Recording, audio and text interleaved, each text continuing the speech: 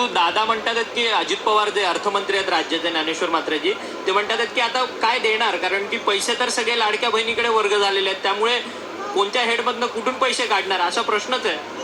शिक्षकांना अनुदान मिळालं पाहिजे, टप्पा अनुदान, याकरता वारंवार आम्ही या ठिकाणी आंदोलन मागच्या वेळेला सुद्धा केलेलं होतं आणि ते म्हणून 1 जून 2024 पासून टप्पा अनुदान त्रुटीपूर्तता केल्या आणि अजून 3 टप्प्याच्या शाळा होत्या त्यांना अनुदान देण्यासंदर्भात शासनाने 14 ऑक्टोबर 2024 रोजी GR पण काढला आहे. हिवाळी अधिवेशनामध्ये त्याची तरतूद करतो अशी तत्कालीन शिक्षण मंत्र्यांनी सभागृहामध्ये घोषणा सुद्धा केली होती, परंतु त्या GRचा कुठेच काही उपयोग होत नाही.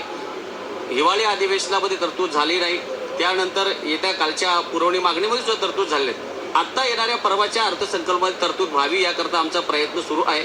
अन्य योजनांना पैसे द्यावेत, पण शिक्षक जो नेहमी समाजासाठी विद्यार्थ्यांसाठी दिवस रात्र काम करतो त्याची कुठेही अवहेलना झाली नाही पाहिजे याकरता आम्ही आज या ठिकाणी आंदोलन केलं आहे. खरं तर जम्मू अभ्यंकर आहेत शिक्षकांची